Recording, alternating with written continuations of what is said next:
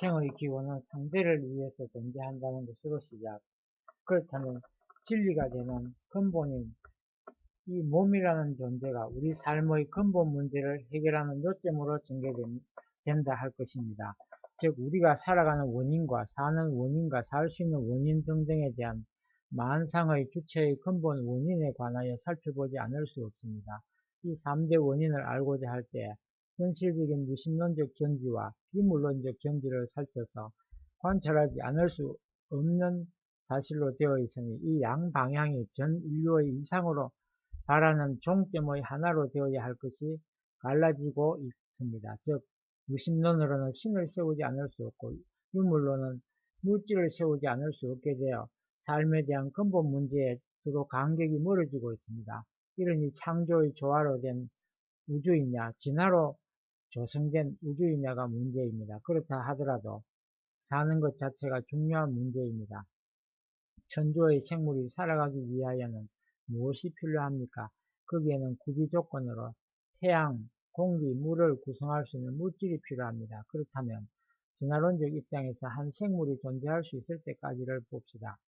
생물이 한 진리 구성체로서 존재하기 위해서는 반드시 소생으로부터 장성까지, 장성부터 완성까지의 한 일관되는 과정을 통하여 진화적 법칙 궤도를 보여줍니다. 즉 이러한 진화 법칙이 있는 것인데 어떤 목적물이 구성될 수 있는 외부적 조건, 즉 진화할 수 있는 방향으로 움직이게 하는 힘은 어디서부터 시작됩니까? 기타 삶을 지속시킬 수 있는 모든 조건과 요소는 즉 힘과 빛, 공기, 물, 흙 등이 존재할 수 있는 물리적 보장 조건은 무엇 때문인가 하는 것입니다. 각가지 조건 등의 여러 가지 요소를 살펴볼 때 진화적 법칙은 이등 변형을 취하는 자체 외에 외부적 여러 요소 존재까지 창조시켜가면서 진화한다면 모르거니와 그렇게는 되지 못하는 것입니다. 그것을 우리는 대충 관측할 때 진화할 수 있는 외부적 기존 환경을 어떻게 설명할 것입니까? 이것은 진화하기 위한 전제 조건임에도 그것까지는 생각하지 못합니다. 그러므로 생물은 물론 그 밖의 사물이 존재하기 위하여 근본적으로 필요한 조건을 공통적으로 가지고 있음을 알아야 합니다. 존재하게 하는 상대 존재를 이미 가정한 선유적 존재물이 반드시 요구됩니다. 그래서 살아갈 수 있는 환경적 요소를 구성하기 위해서는 이상적으로 살 수 있는 외부 물리적 조건의 보장과 더불어 살아가고 있는 필요 요소의 보장과 살 수 있는 장래의 지속 가능한 조건의 확보 등이 필요하게 됩니다. 이 절대적인 힘의 존재와 지속 발전 가능의 구비의 의무가 전제 조건으로 되는 것입니다. 이런 점에서 볼 때 이러한 물리적 환경은 생활의 공통적이면서도 필연적 요소입니다. 우리는 이 점을 인정할 수밖에 없는 동시에 목적 완성을 위한 생활의 요소적 존재를 확정시킬 수 있는 근본 존재로서 물리적 환경이 필요합니다. 그러므로 이 모든 것을 볼 때 어떤 목적을 조성하기 위한 존재로서 생존하여 나아가는 데는 또 다른 모양의 형태를 볼 수 있으니 이 부분이 진화론적으로 보여질 수도 있으나 한 부분적으로 소생에서 장성으로 점진적인 성장을 하는 것임도 망각해서는 안됩니다. 그러므로 한 생물 또는 물체가 존재하기 위해서는 절대적인 공동단위의 힘과 요소가 필수적입니다. 즉 그것을 보여주는 자체가 창조적 조화인 동시에 목적물의 근본적인 중심체를 할 수 있습니다. 그렇기 때문에 천주 전부, 즉 미립자에서 우주 전체까지 망라하여 창조적 묘미를 무수히 발견하게 됩니다. 이 창조적 묘미야말로 원리 원칙을 중심하고 절대 이상형을 향하여 움직인다는 것을 알 수 있습니다. 이렇게 창조 이상을 완성하기 위하여 온 천주는 존재하고 유지되어 나가는 것임을 알 수 있습니다. 결론적으로 말하면 절대 이상과 창조 이상을 완성하도록 주관하는 그런 존재를 신이라고 부르거나 하나님이라고도 합니다. 하나님이 창조하셨다고 하는 뜻은 실체 만물 만상을 창조하기 전에 구상을 먼저 하셨습니다. 그리고 나서 창조 과정을 주관하여 무형의 이상인 원래부터 펼쳐져 있는 광경 세계에 대한 영상을 가지고 총합적으로 조화를 이루게 하셨습니다. 이것이 천주를 창조하신 목적이며 주관하시는 이유입니다. 즉 창조 이상의 목적은 하나님과 천주와 동일 체형으로 지은 것입니다. 피조물이 하나님을 닮도록 창조하셨습니다. 그래서 피조물끼리는 서로 상대적이면서 서로 간의 연관성을 가지도록 창조하였습니다. 하나님의 속성인 근본의 원리 원상을 실체로 펼쳐놓고자 하신 것이 만물 창조입니다. 하나님은 무형의 존재이시면서 유형의 존재인 삶의 근본까지 포괄하고 있습니다. 그래서 모든 생물은 하나님의 형상대로 지원받았습니다. 그중 전체 생물과 만물의 중심은 사람입니다. 그래서 인간을 표상으로 하여 피조 만물을 창조하셨습니다. 그러므로 무형의 하나님이 좌지우지하며 하면 하나님이 따르고 사람이 좌지우지하면 만물 전체가 좌우되게 되었습니다. 그러므로 하나님이 무형인 하늘 세계를 주관하는 동시에 유형 실제 세계까지 총괄 주관을 하여야 하는 것입니다. 그런데 실제 세계의 중심은 사람이니 사람만 주관하면 자연스럽게 만물도 사람의 주관을 받도록 하려는 것이었습니다. 그러므로 사람을 창조할 때 하나님이 자기 형상대로 창조하셨을 뿐 아니라 인간이 실제 세계를 주관하도록 하셨습니다. 그러기 위해서는 인간은 완전한 인격자가 되어야 합니다. 그런 인간이 비로소 창조하신 목적대로 하나님을 대신하여 만물을 주관할 수 있게 하셨습니다. 이러한 인격 완성된 인간의 확보야말로 근본 하나님을 그대로 닮은 동성체로 대변자 자격을 갖춘 실체가 됩니다. 다시 말하면 하나님과 사람은 격과 형상으로나 같은 동체형으로 되어 있기 때문에 주관할 수 있는 자격을 구비할 수 있는 것입니다. 그리하여 만물의 주인격 되는 인간은 만물이 구비하고 있는 여러 가지 요소도 골고루 갖추도록 지었습니다. 그러나 그 몸통인 물체적 존재에 있어서는 만물의 몸통의 존재적 요소와 별반 다름이 없습니다. 그러면서도 생심의 존재가 만물보다는 월등히 뛰어난 존재였습니다. 사람도 육신은 만물 요소와 별반 차이가 없었으나 그 양심적 구조에 하나님의 성품이 부분적으로 포함할 수 있는 존재라는 것이 생심의 특징입니다. 이 생심이 성장하여 영혼의 몸과 같은 부분을 이루고 영혼의 몸 부분은 또다시 빛을 내는 생명체와 스스로 빛을 발하는 생명체로서 완성됩니다. 이런 인간이 직접 신의 지시에 따르도록 하는 기능이 바로 생심의 특징입니다. 다른 생물은 육신을 가지고 있으나 생심이 없습니다. 육신에는 육신과 육체가 합하여 동일 목적의 행동을 하게 되는 이 작용 부분은 동물성의 본능성에 해당합니다. 이 본능성은 육신적 활동으로 하여 생존을 위한 지각과 보호의 지각과 번식의 지각 등으로 구분됩니다. 이렇게 동물은 본능대로 생존체로서 삶을 지속하는 것입니다. 사람은 이 밖에 영적 작용을 근본적으로 하는 영원 존재인 하나님의 후근성 존재를 가졌습니다. 그렇기 때문에 인간은 자연히 영원한 선으로 향하고자 본성의 지향이 작용하는 것입니다. 그것은 번식이나 자기장의 발생과 같은 음양이 합하기 위해 동성, 동질, 동요소로 이루어져 있지 않을까 하는 추측도 가능합니다. 그렇다면 만물의 생육이 주입된 근본은 하나님에서 비롯되지만 그 사실적 경로를 한번 찾아보도록 하겠습니다. 하나님은 생물의 중심인 생명의 본체이시고 사람은 만물의 중심의 실체이니 그 요소에 있어서는 사람도 하나님의 성품인 영원한 생명의 요소도 가지고 있습니다. 또한 그것을 알아낼 수 있는 지성을 가지고 있습니다. 다른 한편에서는 물질적 부분인 만물의 요소를 동시에 겸하여 가지고 있는 중간 매개체로서의 작용을 할 수 있도록 지어졌습니다. 성서에 의하면 사람을 지었을 때 흙과 물을 조합하여 몸체를 구성하시고 공기와 태양빛을 내려 실체로 살도록 지으셨습니다. 그리고 몸, 즉 육신에 무형적 영체로서 영원히 존재할 수 있는 생명을 주입하고 심장을 기동하는 작용을 일으켜서 살도록 하셨습니다.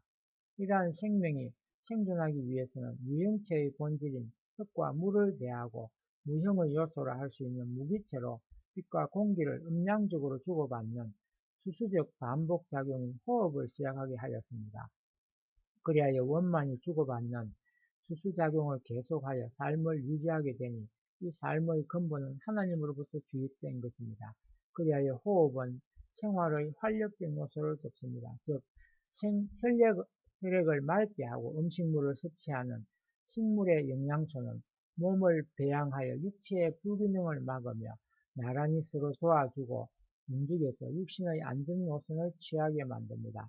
이러한 호흡으로 산소와 영양소를 원만히 잘 주고받는 수축작용을 계속해서 유지할 때 비로소 삶의 안정을 이루는 것입니다. 이 생의 자체인 육신 위에 무형체이며 근본체이신 하나님의 생심의 중심이 되어서 바깥 외부체 기구인 육신의 동작과의 차이 없는 하나의 수평을 이룹니다. 그 수평선 상에서 생심의 요구대로 생존함의 목적을 향해서 나아가야만 원만히 생존하는 것이 근본입니다. 이것이 바로 인생을 창조하신 목적입니다. 즉 생심이라고 하는 영적 요소는 하나님의 몸 일부분의 번식을 육신에 의하여 배양받게 되어 있는 것입니다. 그러므로 이 생심이 육신 안에 어느 기간까지는 성장하여 속사람이 완전한 영인체가 됩니다. 이 영인체는 제2세상과도 같은 무형세계에 존재하는 신과 같은 격입니다.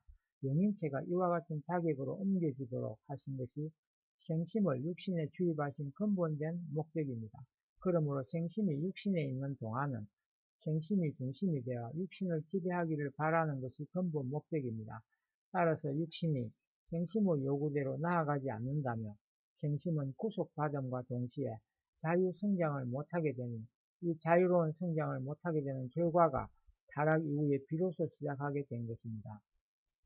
육신 생활을 중심한 생애는 영혼이 성장하는 한 터전의 기간입니다. 이 기간 동안 영혼의 요구대로 육신이 이 목적을 향하여 나가면 영혼은 아름다운 형체와 아름다운 형체를 조성하게 됩니다.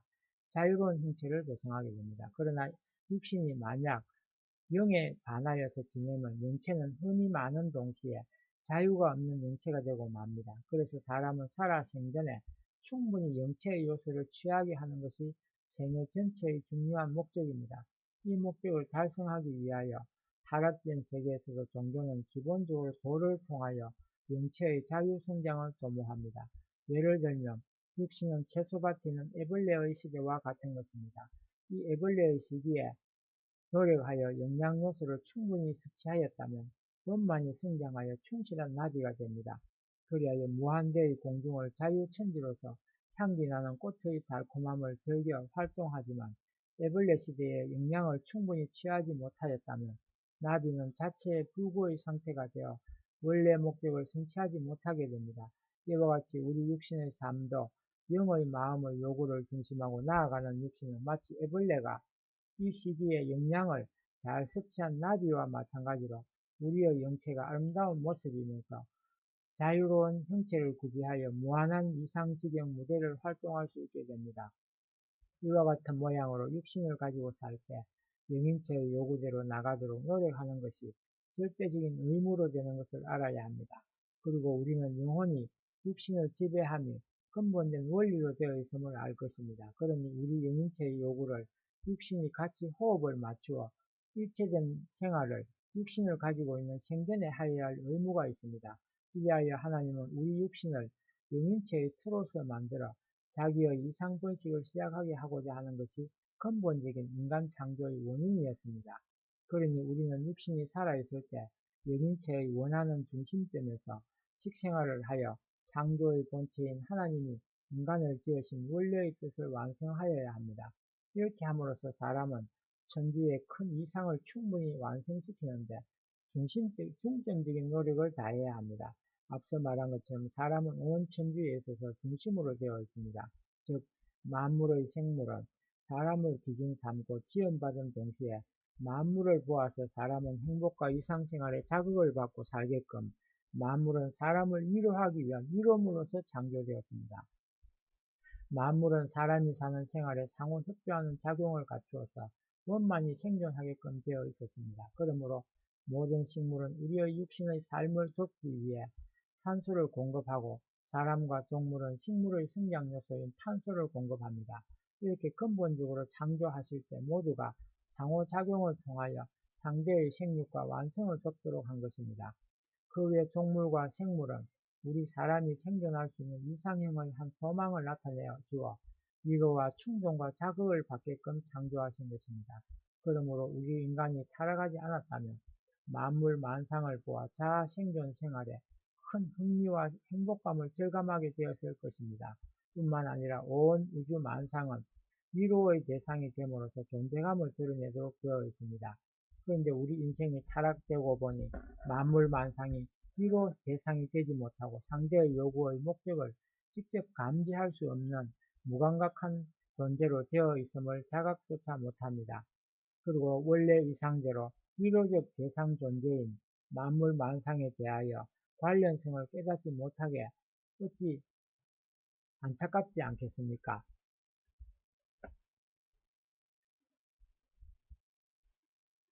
역시 인간에게는 만물의 의무조차 없게 되어질 뿐 아니라 인간은 만물을 보호할 줄도 모르고 그 가치조차 몰라보게 되었습니다. 만물 존재의 근본적 창조의도 깨는 작용이 시작되니 만물 존재의 근본 목적은 아무런 사명적 역할을 보지 못하게 되었습니다. 그러므로 사람이 자기 존재를 전부 잊은 듯한 생활은 곧 타락 생활을 하고 나서입니다. 온 우주는 사람을 위하여 활동하고 숙조하고 이상을 완성하여 사람과 만물로서 인간의 이상을 드러내야 함에도 불구하고 하늘의 이상을 대상적으로 대할 수 있는 제1의 이상작용을 깨뜨리게 되니 제1의 이상을 고대하던 하늘의 이상도 어긋나게 되었습니다. 따라서 인간이 화동의 작용을 합성화할 수 있는 자격이 없게 되니 타락 행위가 얼마나 무서운 행동이겠습니까?